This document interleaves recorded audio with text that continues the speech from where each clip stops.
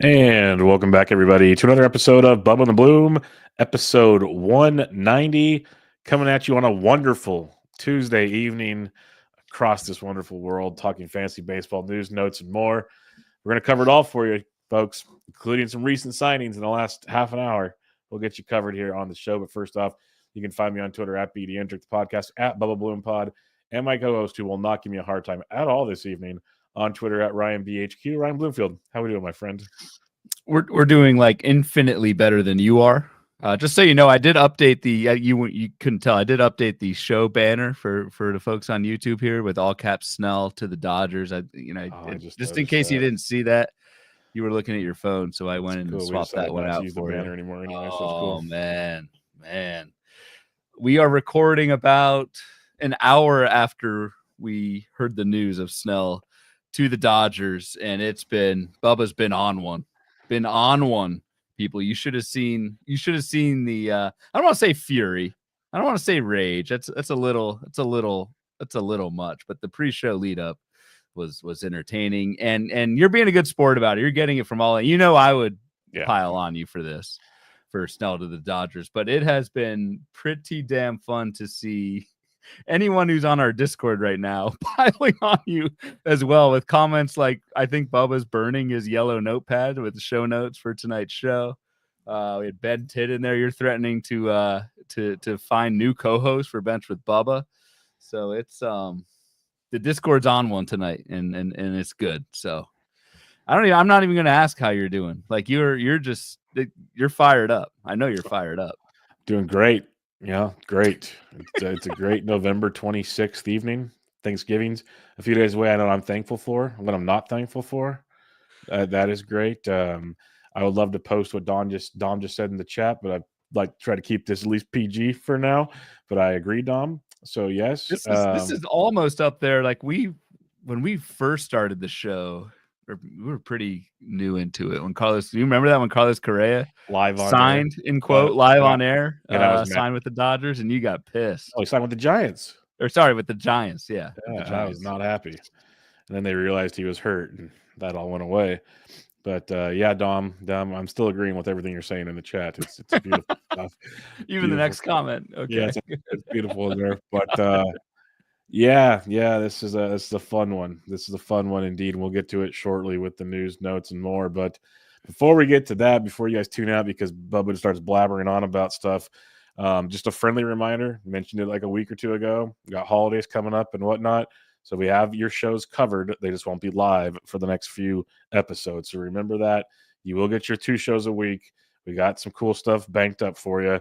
Just know we won't have them live as holiday Thursday. And I'm actually taking my first full week vacation since like 2014 or something. So we're taking a breather for this and getting ready. I'm going to do something fun with the little one. So that's the plan there, but we'll have you guys covered as usual. So go check those out. They'll drop it there close to their normal times for you guys on Tuesday night, Wednesday mornings, Thursday night, Friday mornings, stuff along those lines.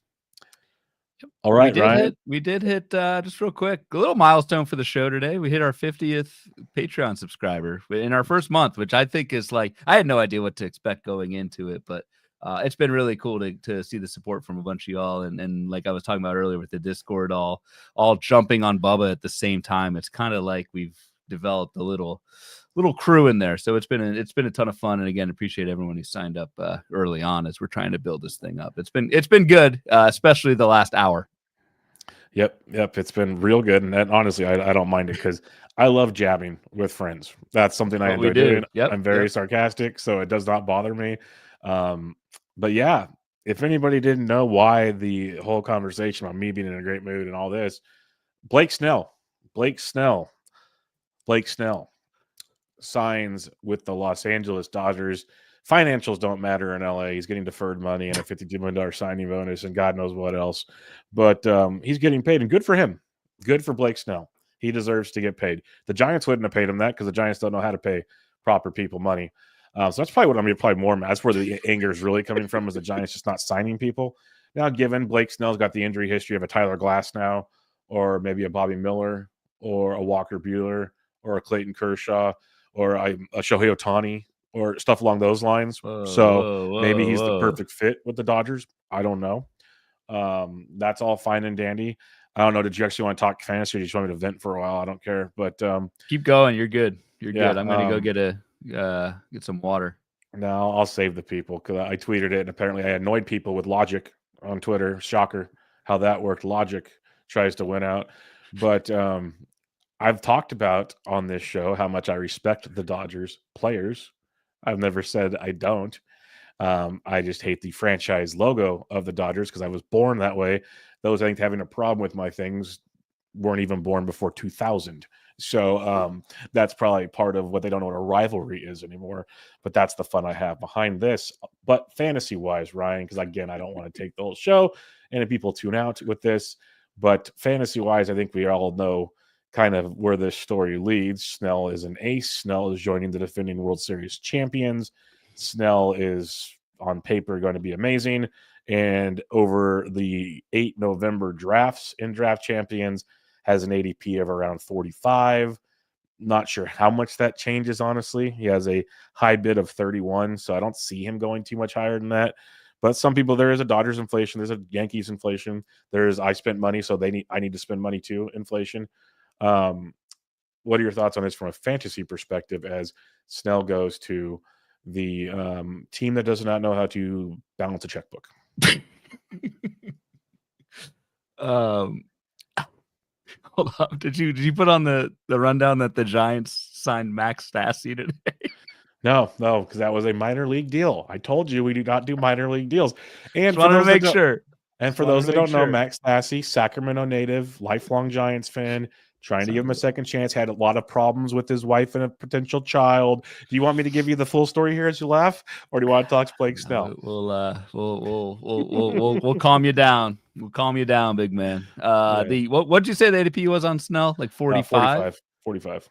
I do think that goes a little earlier. I do think you need to factor in I know Snell doesn't go too deep into games, but you have to factor in the win potential just to kind of twist that knife a little bit more with the Giants. For as good as Blake Snell was last year, 104 innings over 3.12 ERA, he only had 5 wins. Like I think just the wins alone should propel Snell and probably put him, I don't know, late second, early third round. So small bump. I don't really think with Snell, it's like landing spot matters that much because he is so dominant. He misses so many bats and he walks so many guys that like so much of how good Blake Snell can be is up to Blake Snell and how much he wants to give in to hitters and how much he wants to not. So I think, I don't know if I'm paying that price, but it's a coup. It's a coup for the Dodgers, at least until August, September, when I don't want to say inevitably gets hurt again, but this is someone who I don't think has thrown, since the COVID era, has only gone over 130 innings once. So there is still that. Question I have for you then, since you think he moves up in the draft, does he go ahead of Garrett Crochet? I don't know. I think I'd take Crochet. Corbin Burns. I could see that. Yeah. Jacob deGrom. He should be going before Jacob deGrom, yes. Chris Sale.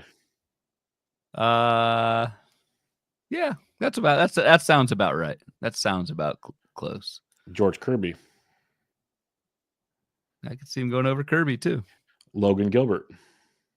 No, that's where I draw the line. Okay, so he's around a 30 to 35 ADP, so about a 10 pick bump is what you're saying. And Mason, I echo your sentiments as well, my friend. You're multiple chat comments tonight we can't throw on the screen for Mason he tweets it out a lot nicer than I know his feelings really were. It's just the PC version of Justin Mason. That's very nice of you. But yeah, you got my number, buddy. I got you. So yeah, Blake Snell, he's a beast. Like there's no denying that. He goes to the defending World Series champions. He's going to be awesome all on the mound. There's not a whole lot to say besides a great team just got better. That's just the way it works. And folks, the one thing I did tweet that people thought was also crazy, once many tweets I had, is how many did you throw out tonight? You were on a mini more than I have in a long time. But the thing is they're still going to get Sasaki most likely. Just be real about that. That's not going to cost them anything. Like literally, if Shohei doesn't notice Ippy taking money, there's no way the Dodgers even notice Sasaki's salary. So that's easy. And they're going to get somebody else. They're not done. This is the Dodgers. Let's just be real about it. Teoscar's off the books. They either bring Teoscar back or they get somebody. They're not done spending money, people. Like, that's just what the Dodgers do. So this isn't it. This just started. The dominoes started earlier this year with the Dodgers. The other thing I don't totally buy that I've seen out there, at least these snap takes tonight, is the 6-man rotation with the Dodgers. We all know 6-man rotations just do not last, especially, I mean, the Dodgers are like the artists of pitcher injuries, or were last season. Like, maybe that last 2 weeks, but I don't think the 6-man rotation thing is a big deal. And I also agree, this does not preclude Sasaki from signing. They would gladly take Sasaki if he chooses to pitch for the Dodgers. And it feels like every offseason they make a couple signings or trades or whatever, and people go, they have too many starting pitchers. What are they going to do? And then every year at the trade deadline, they're looking for starting pitchers because literally, like, people think I'm just talking trash, or tongue in cheek. Half of me is, half of me isn't. They're literally on the IL, like they're starting rotation, multiple Tommy John surgeries. Like, it's just down the list of what these guys do. So they have to prepare for it. It's just an expensive way of preparing for it is the problem. Instead of having like pocket aces, it's like a full house of aces, if that's possible, with a legal deck of cards. So you know what I mean. All right, next, now we go to Ryan's favorite pitcher, signing with the Los Angeles Angels of Anaheim. Yusei Kikuchi signed, as the Angels have been extremely active this postseason, and we'll get to many. Like, they take up like a third of the topics for tonight. Yeah, we got Yusei Kikuchi going to the Angels, joining the rotation, like legitimately outside of Reed Detmers is probably their ace. So what's your thoughts on Kikuchi to Houston? Because when we talk about Yusei, you all say Kikuchi. He has an ADP of 132 in November. My head says this should not affect Yusei Kikuchi at all. My head says he will be fine. The changes that he made with Houston in the second half last year to kind of lean into that slider and go for it. He was legitimately one of the better pitchers in baseball in the second half last season. I think he can sustain that.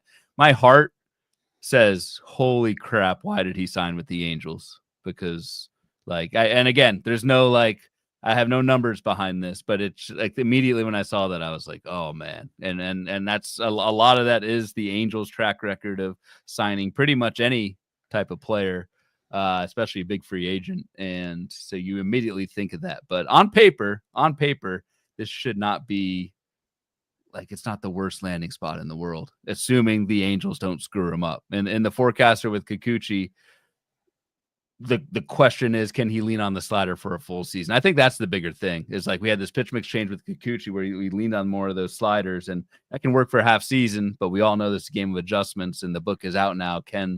How will hitters react to that? Can Kikuchi kind of hold that slider level and keep it that way for a full season? I think that's the bigger question as opposed to landing spot. But landing spot itself should be okay. It's just like there's a lot of scar tissue with free agents on the Angels. Yeah, keep throwing that slider and things will be okay. I think the ADP is still pretty fun, but I don't think it drops that much. I don't. But remember when we said that Tyler Anderson should be fine with the Angels? Yeah. Good times. He was for 1 year. Smoke and mirrors 1 year, but yeah, they got that, and they also signed Kyle Hendricks. Not going to have to go too deep into that, but the reason why I went to the Kyle Hendricks signing is right now the Angels have a rotation of Kikuchi, Soriano, who, under the hood metrics looked good, but couldn't get a consistent side, partly hurt. Tyler Anderson, Kyle Hendricks now, and Reed Detmers, who we talked about on an upcoming show. Teaser alert on that one. But it's an interesting five is what I'll say. And more importantly, when you look deeper with the Angels, this is a team, again, not all great pitchers, but they still have Silseth, Jose Suarez, Davis Daniel, Kokonowitz. They got a couple prospect pitchers that maybe not this year, but down the road. If anything, they're building depth. Again, not trying to vouch for the Angels being phenomenal. Sorry, Burks, but you look at their lineup, which we'll get to in a minute. You look at this rotation. They're at least trying to be competitive, is what I'm trying to get to there. Yep, and I am on board with that. They are at least, like, I was very surprised at the signing when I first saw it, but I was like, yeah, I mean, if the Angels want to go for it, go for it. They're kind of, and the nice thing with it too is, like, they're not using that Rendon contract as like, oh, we can't spend anymore. It's a sunk cost. Just eat it and go. And I like to see that. I don't know about Kokanowitz and Davis Daniel being the saviors of calling them depth for the Angels rotation, but there are a lot of bodies. Caden Dana is one of the yes, kind of the bigger prospects that he probably, with the Hendricks signing, probably doesn't start in the big leagues on opening day, but I still think Caden Dana's up first half next year. Yeah, could hit the ground running. I've heard on a certain person told me on a certain show that there's expectations he gets the Skeens treatment, so we might see him around May, June at the latest. Would be the assumption. Was this also a pre-recorded? Yes. Bubba show. Gotcha. Yeah, just throwing that out there. That's the guess with Caden Dana, which would be nice as well. Let's just stick with the Angels here and just wrap this whole bow up together. They made like the first big splash of the hot stove season, trading for Jorge Soler. They gave up Griffin Canning, who T's and P's looking for a home already. But Jorge Soler joins an Angels team that was lacking power to be nice. And right now has a lineup of like Taylor Ward, Rengifo, Trout, Soler, Chanwell, Neto, Ohapi, Rendon, and Adele. That looks a heck of a lot better than it did at one point, given we got to hope these guys all stay healthy. That's been the problem with Anaheim. But Soler in the middle of that lineup isn't as bad as I originally thought. Now, again, it comes down to what can Soler do for you type question, because that's always been an inconsistency with Jorge Soler. But right now, his ADP is 212 in the month of August, and he should play every day, and he's outfield eligible, not util only, which is a plus. It is, and I had Soler's box in the forecaster. I really liked, again, just to twist the knife again, I like what Soler did after he got traded from the Giants. No, it's cool, dude. Seriously, the power rebounded, and that was the big thing, the power outage in the first half for Soler. 9 home runs and 296 plate appearances. Like, you do not expect that from Jorge Soler. Second half, that barrel rate jumped way back up 17%. That's pretty elite. So can Jorge Soler get all the way back to the 36 home runs that he put up in 2023?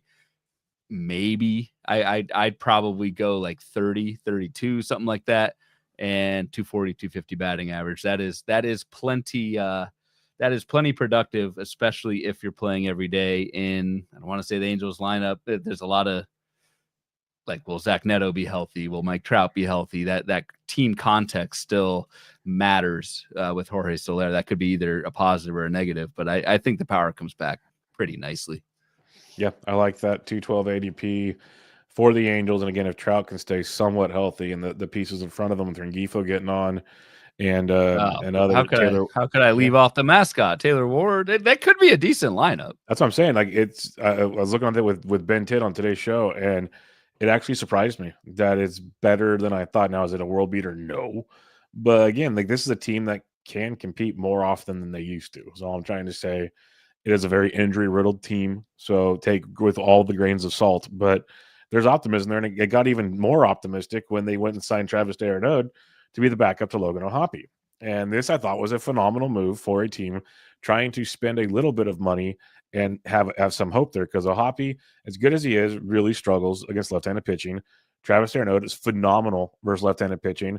We've seen Travis be a 60-game guy and be productive. He can fill in when necessary, and Ohapi has had a couple injuries in his career. I thought this was another great move, and it's also a veteran catcher to help the young pitchers I mentioned earlier become better. It's a 2-year deal. He's already come out and said, I'm going to be the backup, all the things you want to hear when you have a stud young catcher. So it's just a team that gets deeper. It's tough to make him a catcher 2 in deep leagues, but like, if you're going to draft and hold, I have no problem making Travis like a catcher 3 or catcher 4 on your roster. You can't draft him as a catcher 4, but you can plan accordingly for that, because there will be a time of the year where Travis d'Arnaud has some serious run, or maybe they have a week where they face a handful of lefties or something like that. Yeah, could be. I mean, could be a. I don't know how much I like handcuffing catchers, but I mean, that would be a decent handcuff with Ohapi and d'Arnaud. Problem is, d'Arnaud's a little pricey for a third catcher handcuff, but you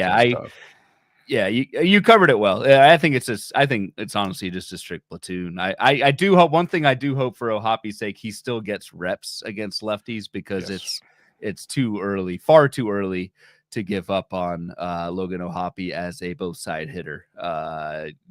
25, only has, I don't know, 800-ish career plate appearances. You still want him to try and at least see what he can do against lefties, even though he was pretty awful against them last season. So, yeah, I think it's a strict platoon for the most part, but you covered it well, man. So the Angels are going full Kansas City Royals from last year, and that worked out well for them. They made a lot of those not super expensive but depth moves, and it panned out given the Royals' young offense is better than the Angels. But my point stands that they're at least trying, and we'll see what happens. I'm throwing this nugget out there. There was a report from a beat writer today on Tuesday that made me laugh that the A's expect their payroll to be around $100 million this year. Oh, so I don't know it wasn't an Onion article, and it was legit. It was that. Yeah, I triple checked it before I got too excited, but I'm like, I'm curious to see how that pans out. But hey, if they spend, that is hope for all of baseball. Let's put it that way. I'll believe it when I see it, but that would be pretty sweet as well. All right, some more news here. Atlanta Braves, like not all these are signings. These are just kind of news and notes from the offseason for the listeners that might not have been paying attention. The Atlanta Braves clearly came out and said, barring something crazy, Spencer Strider and Ronald Acuna Jr. will not be ready to start the season. This came out a couple of weeks ago. And with those tidbits of news there, you got Acuna still has an ADP of around 19, and Strider has an ADP of 134. So you're not paying a premium for Strider, which is nice. Acuna you still got to pay for. So we'll start with Acuna, Ryan. What's your thoughts on this news? Like, it didn't say how long they would miss, but basically the first month of a season is going to be tricky, is what they're saying. Right. I was more surprised by the Acuna part of this. We'll talk about Strider in just a second, I guess. But it's interesting with Acuna. So I've got steamer projections kind of in my now that I'm doing 2025 prep. I've got steamer projections in my little draft sheet here. Ronald Acuna comes out as the number 3 overall hitter. Per steamer projections. However, that is with 612 plate appearances, and I think you would agree. We're taking the under on that, especially with this news. So even if I knock, what do you think is a realistic expectation for Acuna plate appearances? 500, 550? I'd be closer to 550, something along those lines. Let's say 5, just for fun. If I do 500 flat, he drops to 17th overall hitter, which is where his ADP is right now. Yeah. So, but see, I think it's also inflated because, again, we'll talk for the 612 plate appearances, 133 games. They got him at 46 steals, Ryan. And in the past, before the 73 steal season, it was 29 and it was 17 with the injury riddled nature of his knees in those ones. I just don't see him immediately coming back and running crazy either. Didn't we say that though? The last time he messed up his knee, and that's the season he went nuts. No, that was the season before. That was the season before he went nuts. Yes. Okay, I believe you. Yeah, I believe you. I remember like everyone being wrong about it. I'm 99% sure the season he came back, he hit 15 homers, 29 steals in 119 games, hitting 266. And that's why you're right. Everyone wanting to get super excited about it. I'm trying to temper expectations. As a baseball fan, I would love Acuna to go absolutely bonkers out the gate. That would be awesome. I'm just trying to wrap my head around such optimistic projections on this situation. On the Strider side of it, maybe you're more the news guy than I am. I was like, why are they even saying Strider's not going to be ready for opening day? I thought that was just assumed. Like I thought it was more likely he'd miss half the season than make opening day. And then what's the latest? It looks like early June. Yeah, I'm seeing early June. What people were hopeful for is because he had the brace procedure, so they were hoping they could escalate it back 9 months instead of the full year type deal. But usually, like TJ, it's a year plus because like it's a year before. Like it's usually like 12 to 16 months. Yeah, it's like 16 on the full TJ. Probably like 9 to 12, I'm guessing. So yeah, he's getting closer to June. It looks like, barring some kind of like really crazy, situation there. And if you've only got 4 months of Strider, I still think, even though the price is nowhere near Acuna, but even in the 130s, I can see why you do it, but especially in leagues where you don't have IL slots or whatever, like that's a no-go for me. That's a no, Bob. It's really fun, the pitchers around him, because Kikuchi, I know it's all, and Brian Woo's got his arm issues right in front of him. Kodai Senga and Ronaldo Lopez right after him. It's like these are all guys that you're sitting there with questions about. So yeah, that's pretty fun. That is I think I'd go Kikuchi still of that group, but that's tough. That's a tough group. I wouldn't go Senga. I don't know what the hell I'd do. It's either Kikuchi or I skip the group. Is what I take a bat. Is what it comes down to. That's probably yeah. Do you have a bat handy? I figured you might. No, we kept all all nearby after the Snell news. Kept all knives and other damaging sharp objects. Here. Yeah, those all got taken. My dog put them away when he heard me type the words I typed to you when I said it out loud. So yeah. Scott Burke says here, didn't Bubba say a couple weeks ago no pitcher has thrown over 60 innings in a season after the brace surgery? That is correct.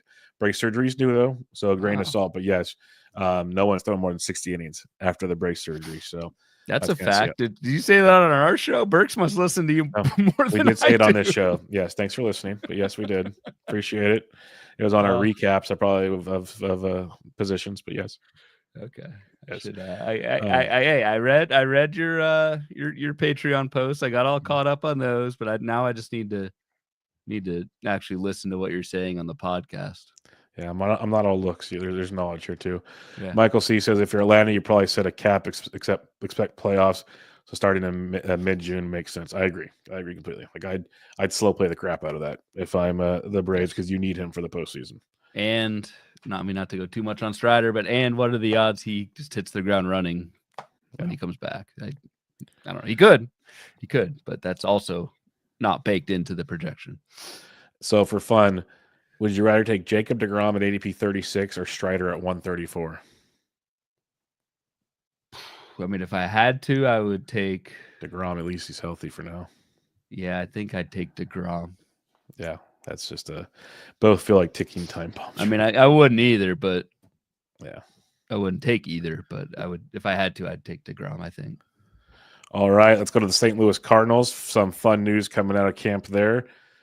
Willson Contreras is expected to be used a lot more. Now, they didn't say primarily, but they want to move him basically to first base to keep him healthy with all the injuries he's had, even though part of the injuries are just getting hit by pitches. So I'm not sure how that affects his play at first, but they've also not been fans of his defense at catcher. That's been well noted in the past. And no, Goldie puts Willson at first. So I wanted to bring this up for a few reasons, Ryan. First off, we got Willson Contreras with an ADP of 100. And now we could potentially pencil him in for, let's say, 145 games. He's old, so he's only 32 still, which is crazy. Yeah, he's not that old. Yeah. Like Steamer's got him at 139. I think if you project him to play first base, he's closer to 145, 150. How does that get you at an ADP of 100? I like that a lot because one thing I did listen and hear you say on the podcast in our catcher recap was I think 8 or 9 catchers last season only had 500 plus plate appearances last year. Yep. And while long term, this move to first base is probably right for Willson Contreras' career path. For Dynasty, it's rough because he's not going to go back to catcher. So after 2025, a first base only Willson Contreras, while useful, is not an ADP 100. But for this 1 year only, where he is catcher eligible and playing first base, if he gets 550, 600 plate appearances, Willson Contreras could approach a top 5, top 7 catcher with that volume. He'd be a top 5 guy for me. He would? Yeah. If he, it makes sense. When I was doing my black book catcher stuff, I almost put him in the tier with my other guys up there. I have like 2 elite guys and then 3 like next ups.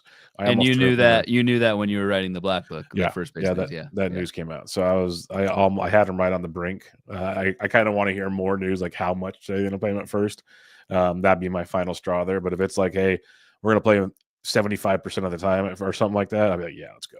Let's roll. That's true. I should just one thing to add. It does sound like I guess Contreras would probably play enough at catcher to stay eligible for another season, but we'll see. Who knows? Yeah, see, maybe they go full first base. That's the thing is we don't know yet. They haven't fully said, and that's only thing holding me back because I'm always too cautious with these things. But the more he plays first base for 2025 only, that's huge. It's great for fantasy.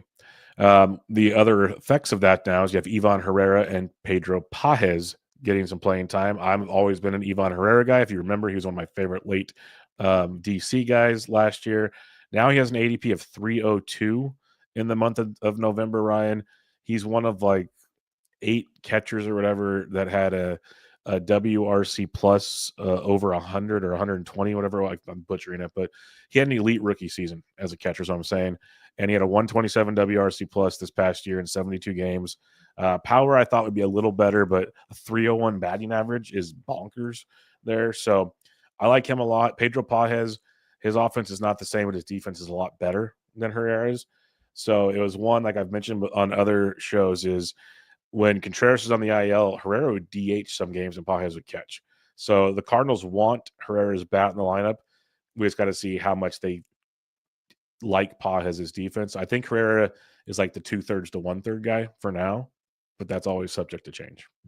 And for fantasy, that's what we want, right? We don't we don't want Pages taking over that job, because I agree, he's mostly defense, and the bat is not anywhere near the glove. So yeah, just want to throw that out for the listeners. Herrera's price will continue to rise. Just going to throw that out there now. If you like him, the time is now to get on that train. All right, hey, more Dodgers news. We could skip Dodgers if it. I'm a professional, and I don't care, because when the Dodgers are golfing the same time the Giants are, nothing makes me happier. So it's okay. Mookie Betts, this is a fun one for fantasy, because remember last year, Ryan, everyone's like, he missed second base eligibility by one game, and no, he's not going to shortstop. He's going to second base, Ryan. Learn how to read the outline. I'm trying to type it up here. I'm trying to change the banner, so any Dodgers news is on our. Mookie Betts is going to be moving to second base this season, which is exciting, because he's already shortstop outfield eligible. Within 10 games, he'll gain second base eligibility. Betts is a beast. We know this, but the trickle-down effects, besides getting more eligibility for Betts, is and Roster Resource has him playing shortstop, even though the announcement said second base. So now I'm really confused on what's going on here. But it was going to be Tommy Edman and Miguel Rojas platooning at shortstop, then Edman getting time in the outfield. This was the first report I read. So now watching this all scrambled here is fun. And the reason I also like this, if Edman's playing more shortstop, it locks in Andy Pages more, gives James Outman more run in potentially center field.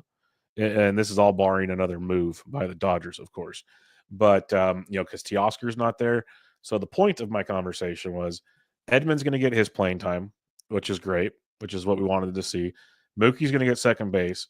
And now you got Pages and Outman, who are still young, and I could see still becoming better, getting more of a locked-in spot for now, which makes me feel kind of good. So that was my takeaway from it. Maybe you see something different.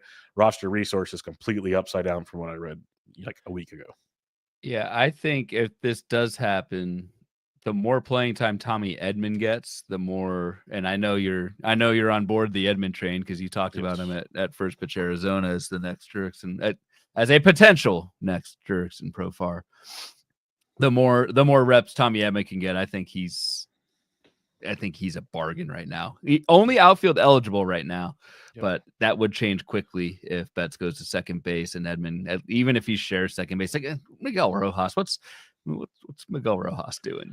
Like, it's the lefty thing, left-handed hitter or left-handed pitcher. He does get on base, I guess. But getting Tommy Edman shortstop outfield eligibility is huge for him if this were to happen. And Andy Pages, the Pages you want to have in fantasy. I think Andy Pages, we had his box in the forecaster as well on my editing team, and he was a lot better skills wise than I thought in 2024. Yes. So now that he's kind of had that first cup of coffee against Major League pitching, a second sophomore season for Andy Pages could be quite fruitful. So this move would make a ton of sense if the Dodgers do it, to throw Edman at short, give more reps in outfield to Andy Pages and free that up. I also wonder, I'll throw this back to you, does Mookie Betts getting second, short, and outfield eligibility, does that move him up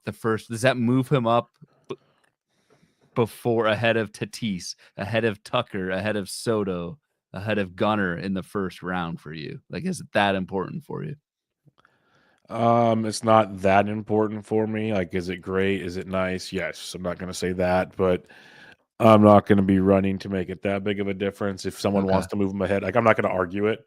Tatis is I keep going back and forth in my Tatis thoughts, these days. But I still like Betts quite a bit. It's not going to change my.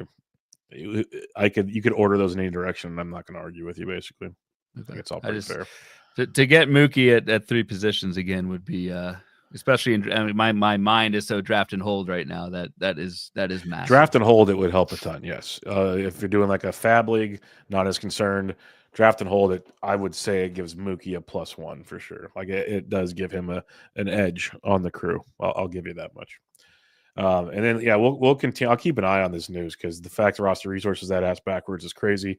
But Edman has an ADP of 200 right now, which is great.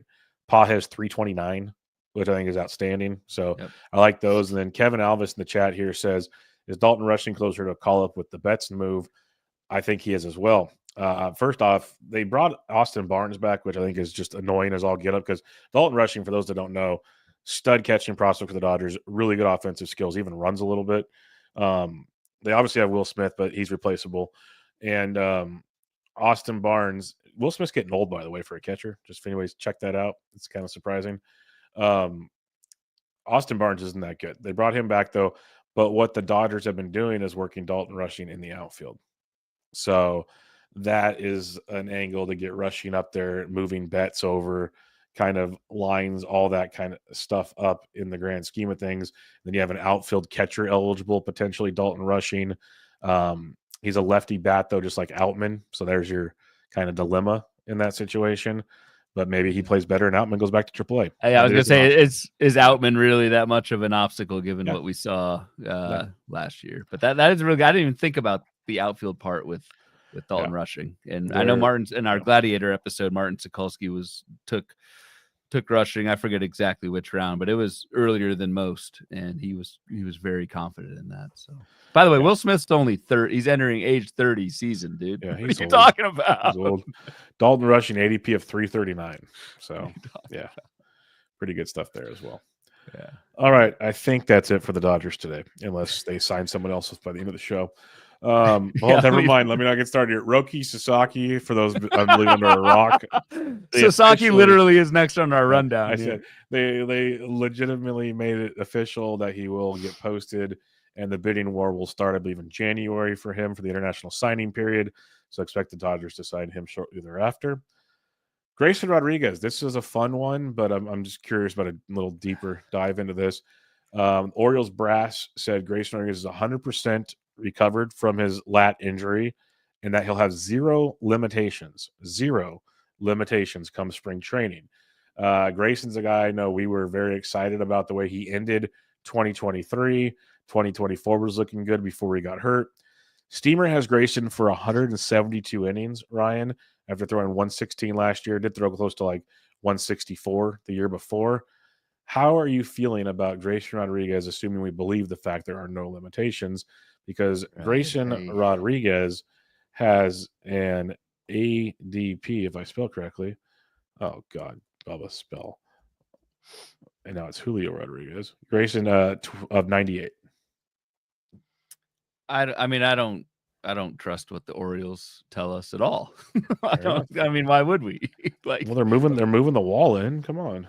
Of course they're going to say that. I don't know. But I also this is what makes drafting right now so damn hard because we cannot actually see these guys pitch right now. We actually do have at HQ, and I had Grayson's forecaster box. We're projecting 160. I mean, you kind of have to project a full season if he's healthy, but I'd still take the under on it, I think. But even with that, like I said, full season of these skills could yield 200 strikeouts, 300 or 325 ERA for Grayson. At a 98 ADP, especially with that team, that's a ton of wins. That's awesome. So I don't know. I mean, maybe he is fully healthy, and that's why you get the discount is because the market is baking in some of that injury risk, and he's actually healthy. But I personally cannot trust those reports right now. I need to see him in the spring. That's fair. All right, New York Mets. Too bad Dom went to sleep. Made a trade. Jose Siri traded to the Mets from the Tampa Bay Rays for a reliever, which is typical situation there. First off, for the Mets side of things, they already have Starling Marte, Tyrone Taylor, Brandon Nimmo in the outfield. Now you add Jose Siri to the mix, who's probably a better defender than Tyrone Taylor, but not offensively. So, what are you doing here with Jose Siri and the Mets situation? Yeah, I would think, as much as I love Tyrone Taylor, I'd love to see a full season fantasy wise from Tyrone Taylor in center field. Maybe he is still the starting center fielder, but I think Siri gets in there just because of the defense. However, dude, a 255 OBP for Jose Siri, like that is Dreadful. that is so bad. Like that's not even bad. That is atrocious. That actively hurts your team. So we'll see. That I think that's going to be a spring training. That's going to be one of those, assuming it's head to head or whatever. That's a spring training battle or spring training stat that I will look at, is what does the playing time for those two look like? Yep. No, that will be quite interesting to see how that one plays out. With Siri out of the way in Tampa, Your with boy. Dylan Carlson getting non-tendered. Come on down, Johnny DeLuca. I know there's going to be some mixed feelings on DeLuca. I was excited about him last year, drafted him in DCs, picked him up before he got hot, all the fun stuff. Currently has a 431 ADP. I took him in my recent draft champions draft. He had 6 homers and 16 steals last year in 107 games, hitting 217, though. Not great. Projected for 14-15 with a 231 average in 115 games. What are your thoughts on Johnny DeLuca? Is that something that interests you, or are you like that batting average is going to destroy me? If it interests you, it interests me. You've dove in on DeLuca more than I have so far this year. So I think with all the Rays in the outfield, like the playing time is an issue, but you're right. It is kind of clear right now. So, and who knows, maybe the Rays make more moves, or maybe maybe they don't, because my squad doesn't even have a stadium. So it's I don't know, if the roster stays as is, like Johnny DeLuca is, I think, a pretty good buy, even though the batting average, you do worry about that. Yeah, batting average not ideal, but I think it's one of those things. The young players getting consistent playing times, we might see something better. It's hard to project young players. We talk about that all the time as well. So I'm interested there. And you mentioned they don't have a stadium, yeah, and then their schedule gets even flipped on its head. Basically playing, the first third of the season at home most of the time, and then going on the road the second half or 2/3 of the season. I think they're playing they finished like 50 something games out of 60 on the road or something. It's insane what they got coming up. So we'll see how that plays out, though. Yeah. All right, some non-tendered moves here. Austin Hayes, non-tendered by the Phillies. That surprised me. I was very excited about Austin Hayes in Philadelphia in that ballpark. They let him go, so I'm curious to who signs him, because the boy can't hit lefties, and not that far removed from a pretty good fantasy player too. Yeah, and just had a pretty, I guess, a pretty bad, pretty serious kidney infection. I think it was his kidney, right? And then finally healed, and then he got that's that Philly tenure was short. You like Austin Hayes more than I do. I don't think he's anything more than a short side platoon bat. I mean, he's good. I think the skills are there. I don't know if he plays regularly against right-handed pitching. It depends where he signs.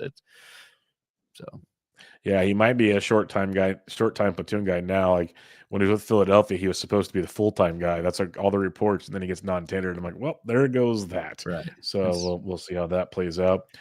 One of the big surprises, there are a few from the non-tendered stuff. Jordan Romano, Gonzo from Toronto. They non-tendered him. Had a couple injuries here. This feels like he's not fully there, and that's what kind of makes me think they're going to move on. Who knows? Could be wrong, but Jordan Romano's not that far removed from being one of the better closers in all of baseball. When you dig into Romano before last year, he still had eight saves before he's hurt, but 36 saves, 23 saves in the last 3 seasons. He's been elite with ratios as well. So he hits the free agent market. For now, we're looking at Chad Green in Toronto, Ryan. I think they go pick someone up, though. I do too. I don't think Chad Green is the answer there. Like, did not miss many bats last season. Did get those 17 saves, a 3.21 ERA, 103 WHIP. Like the surface stats were good, but like the second you dive a little bit deeper, just having a league average for all pitchers, not just relievers. So you would expect better. 22% K rate, 15% K minus walk. Like it's not there for Chad Green. So maybe, I mean, like as of now, I think Chad Green's the guy, but you'd have to think Toronto makes a move, because also, like, they don't even have to be that invested in the team to make a move at closer. Like, as you know, there are a So lot many. of closer candidates out there, and teams don't value closer candidates all that much, as we've seen with Romano and Kyle Finnegan, who I'm sure we'll talk about. But I don't think it's that hard to add a closer. And I think Toronto could do that and upgrade big time over Chad Green. Yeah, I dropped it in the Discord. There's like 8 to 10 guys that have closed in the past as late as early as last season that are all free agents this year. One that just joined them, as you mentioned, is Kyle Finnegan hitting the market. This one was the big surprise. It felt like, Dude, because this killed me. they haven't been like, they could have traded him, and all these things, all the things that you could have done with Kyle Finnegan. They don't do anything. Comes off 38 saves last year, 28 the year before. And the Nats DFA, when this is just a team being cheap, I feel like, because I thought he was he's ARB eligible. So he was up for arbitration.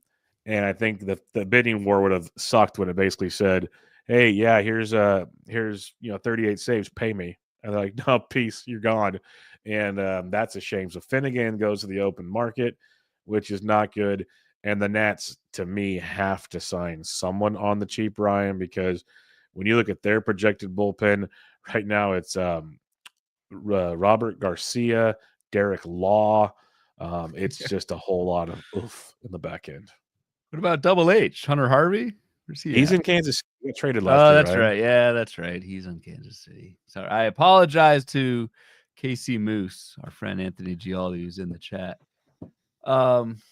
This one burned me because I took Finnegan in my one draft and hold the meatball draft, because I just assumed the Nationals, since they did not trade Finnegan the All-Star break last year, that they would hold on to him this season. And I feel like that's a safe assumption. Do you not? Like, yeah. So, like, what the hell? That one shocked me. I have no idea who the Nats will eventually turn to. Maybe they add somebody, but why would they add somebody if they just DFA'd Finnegan? I'm just confused.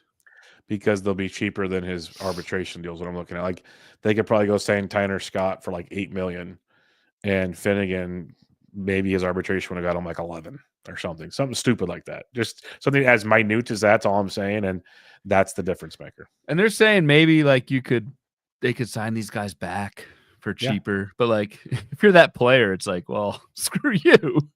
Well, it's also like you leave feelings out of it, but still. Well, because it's like if you wanted to sign me back, we could have negotiated a deal before you non-tendered me. Like, what the hell? Yeah, like if you wanted to sign me, instead of paying me $10 million this year, you could have signed me to like a 3-year, $28 million or something and called it good. And now it's like, yeah, they burned those bridges. Who would you rather spec on as a closer right now, Finnegan or Romano? Those two guys. Finnegan, because the Romano non-tendered feels like he might not still be 100% yet. That's what that was my takeaway, and we could both be wrong for sure. Yes. But like my first takeaway was like, oh, Romano's more broken than we thought, and that's why the Blue Jays non-tendered him. I mean, maybe Finnegan's broken. Hell, we don't know. But I would agree with you. I still think there's I don't want to say a good chance. I still think there's a chance Finnegan signs somewhere where he can close, and he can close right out the gate. Yep. Potentially, unlike Romano. And there's a chance Romano does too, but I think there's something deeper there for that DFA. Yeah, because I remember last year Romano was like getting close to coming back. Romano's not pitching again. Romano's getting close to coming back, and then just going back and forth. It's like, yeah, no. We've got TDK in the chat, Patreon, Discord subscriber, saying Romano broken and Nat's weird. I basically could have said those 4 words instead of the last 2 minutes of what I just spoke, and that is spot on. Romano broken, Nat's weird. No, I don't know. We're good. I appreciate your spoken word. We'll get to some more non-tenderings. I just wanted to get the closers together on that one. Let's get a trade, baby. Let's get a trade. The Royals and the Reds made a AL NL Central trade here, just up the valley of each other. The Reds send Jonathan India and Joey Weimer to the Kansas City Royals for the one, the only Brady Sinker Ball Singer. So we'll start with the Reds. Let's start with the Brady Singer side of this. He's going to jump right into the rotation. He's going to be there behind Hunter Green, Lodolo, Nick Martinez. Those guys are locked into the rotation. Now you got Singer, who at first glance, any pitcher in Great American you get nervous about, but then there's some smarter people with pitching and goes, he's a heavy ground ball guy, heavy sinker, and then you look at his fly ball arsenal and gives up a lot of those too. So what's your thoughts with Brady Singer going to Great American Small Park? Yeah, I don't worry about it too much. I'm more on he gives up so many ground balls that the homer to fly ball rate was even high last year. It was 14% last year, which is a couple ticks above league average. That's maybe what you would expect in Great American Small Park. So maybe the homer to fly ball rate doesn't even change for Brady Singer, but I also think it doesn't matter as much when you only give up 29-30% fly balls. Like that's just kind of simple math. Yes, your homer to fly ball rate can go up a bunch, but if you don't give up fly balls, it doesn't hurt you as much. So I don't think it for me changes Brady Singer's value that much, which is for me weird to say because all of last season you were the Brady Singer guy and I was crapping all over him. So I'm interested to see what you have. Well, and Gialdi in the chat, Singer will get lit up in Great American. He's only got 2 pitches. So yeah, there's a lot of question marks there. He needs to get lefties out. He can't get lefties. It's a theme with a couple pitchers we've talked about lately is got to figure out how to get lefties out. And that's the only thing. But I like Singer. I just liked him in a very pitcher friendly Kaufman. That maybe and the AL Central to top it off. That made me feel a little better. I mean, it hurts him. I just don't think it hurts him as much as the market's gonna penalize him for. Yeah, that's probably fair. That's probably fair. All right, Jonathan India, though, going to the Royals. Like, I've been a Jonathan India guy for a long time. Going to KC, you think, okay, leaving Great American's going to stink. Yeah, maybe it affects some home runs. He's not the biggest home run guy. He's a good, decent batting average, great OBP, going to be hitting in front of Witt, Vinny P, Salvi and company. Dude could probably score 100-plus runs probably pretty easy if he plays most of the season.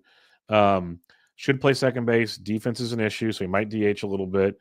I'll let you go with where it might affect our boy. But India hitting leadoff in Kansas City right now has an ADP, which was quite low last I looked, 259, which is quite enticing.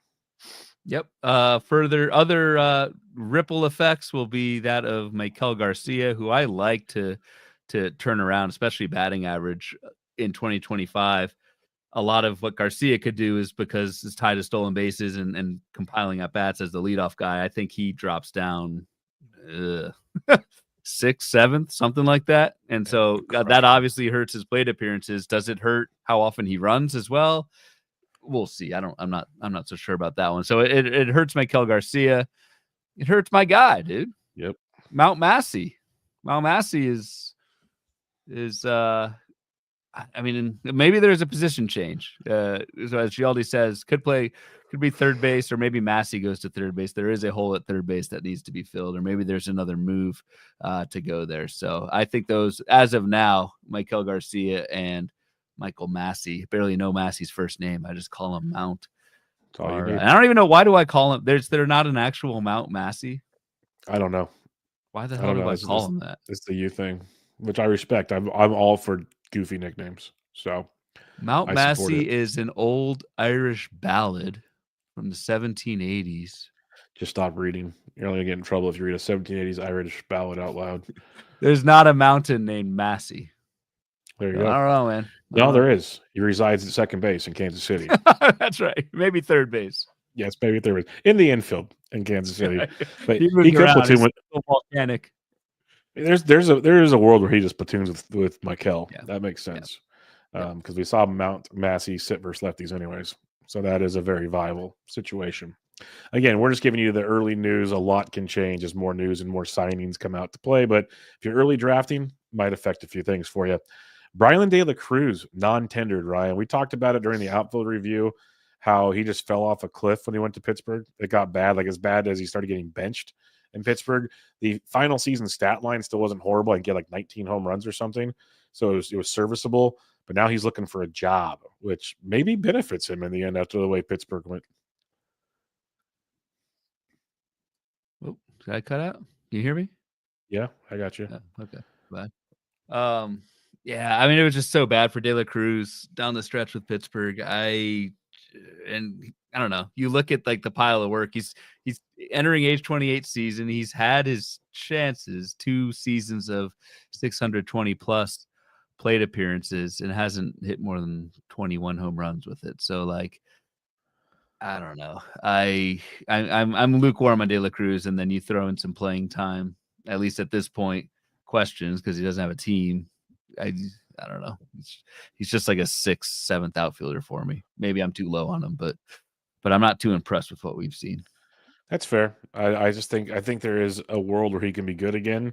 A lot of it has to depend, obviously, where he's signed. So right now, if you want to be a little sketch on drafting him late in a draft, I get it. But I think there's still a good hitter there that I think the change of scenery did not do him good. Going to Pittsburgh, ADP's 351, so he's not cheap. So you have to still make a business decision there, but still not too shabby. Reunite him with Jesus. That Miami. would be glorious. They do need help in the outfield in Miami. If you go look at their roster resource page, holy crap. The Rockies, they had some fun. Brendan Rodgers, non-tendered, former one of the top draft picks when he came out.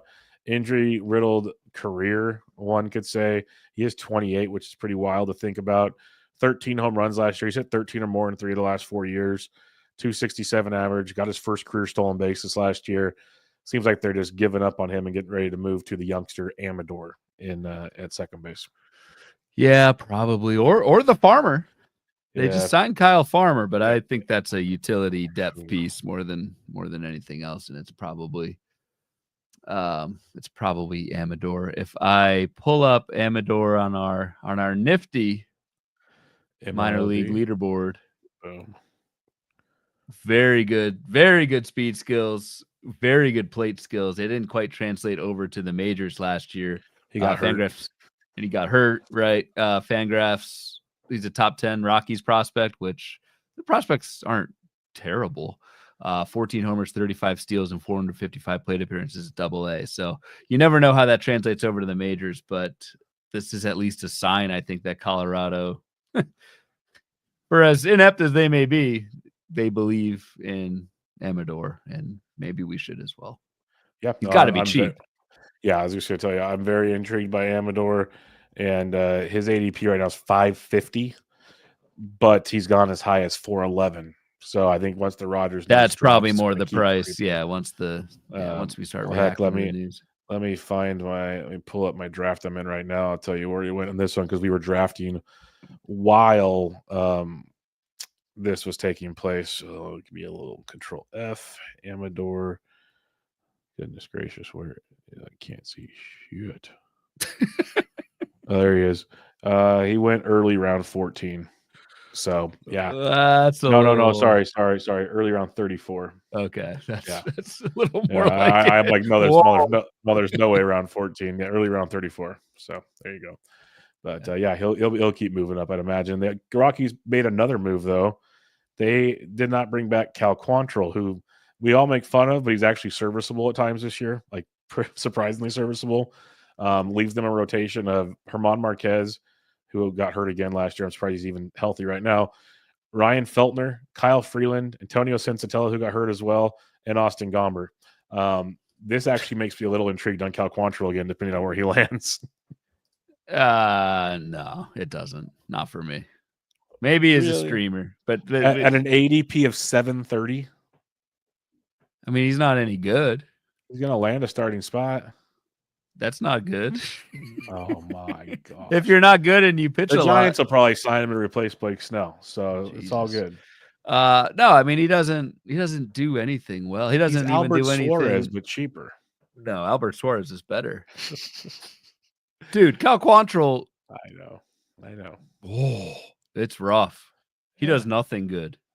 He does nothing average. Pitches to a lot of contact. Doesn't throw strikes. And maybe he's a little bit more effective outside of Coors. I don't know, but no, I'm not. Okay. I'm staying away from Cal Quantrill. Couple final bits of news here. John Birdie non-tendered by the Yankees, which makes the Caleb Durbin discussion get louder. I've also seen roster resource move Jazz back to second base and put Oswaldo Cabrera at third, which I could actually see as an option without Gleyber Torres involved. I see the Yankees also making a move, let's be honest. But for now, Jazz is either playing second or third. That's in the books. And no matter what, he's eligible at both this year. Or at least he's eligible at third in the outfield. Third in the outfield. Third in outfield. Yeah. So he's at least getting third. He might play second and get that as well. But with no Birdie in town, Caleb Durbin gets a little more attention. I still think they make a move somewhere. Probably, but Caleb Durbin he's kind of ready.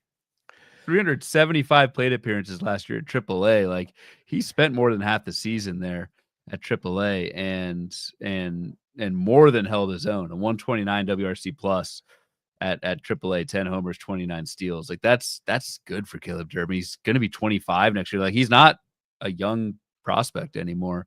I could see the Yankees at least maybe signing like a insurance veteran, and if Durbin doesn't work out, they play him. I could see them giving Durbin some run. The Boone said Durbin will have an impact with the team this year. I've also heard from a couple people this week that Durbin fits out better as a super utility, not an everyday player. Wow. So, those people know more than me, I'm sure. But we'll see. Like what we've seen from Durbin, why not give him a chance to see where it goes? But time will tell on that one. Yep. All right. The Braves made 2 moves as well. After trading for Griffin Canning for Jorge Soler, they have non-tendered Griffin Canning, who I was actually weirdly excited for going to Atlanta, to a real organization to learn how to pitch.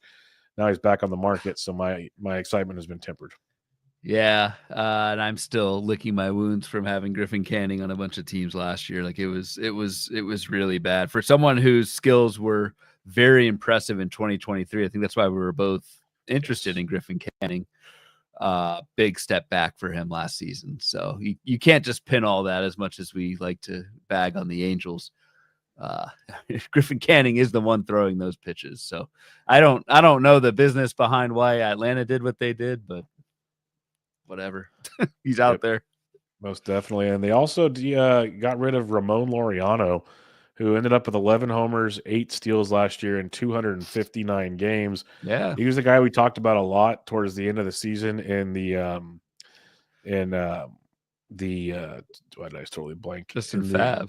In Fab. We talked about him a lot in the Fab market of things, which was quite intriguing. And then I was going to pull up in his time with the Braves, basically from August 1st on, Laureano hit 311 with 8 of those 9 home runs and 4 stolen bases. Like, he played very well with Atlanta. So I thought they might keep him with Soler leaving town, but what do I know? Yeah. And I don't, this is one you just got to, I could see like taking a stab at Laureano. I think the chances of Laureano signing somewhere and playing every day, like, I was surprised he played every day last year, to be honest. Like, the arm's not what it used. The arm used to be electric. The real baseball skills aren't what they were. So I would be surprised if Laureano signs and becomes an everyday outfielder. He's another Tommy Pham. That's pretty much what he is now. That's kind of where he's headed in that direction. 543 ADP. If it's something that intrigues you late in the DC, I get it. He'll get a platoon. He'll get a platoon role somewhere. There's no doubt about that. So don't mind some Ramon Laureano as well. But all right, Ryan, that'll wrap us up. I survived. I made it. Blake Snell's a Dodger. If you guys missed the start of the show, any final thoughts before we head out of here? No, you did well tonight. Not only did you record this under the duress of the Blake Snell signing, a little peek behind the curtain for folks that are still with us at this point. This was your 5th podcast today. Yeah. Started at 8:30 this morning. Yeah. So pretty much. I think one of them with me. We did one earlier today. Yeah, that's our second one. Yes. Yeah, that's your second one. So monumental effort. You deserve some well-deserved time off over Thanksgiving, but then also next week as well. So relax, have fun. Don't go broke. Try to, at least. Yeah. No, I'm good. I'm gonna have fun and enjoy it. Hope everybody has a great Thanksgiving.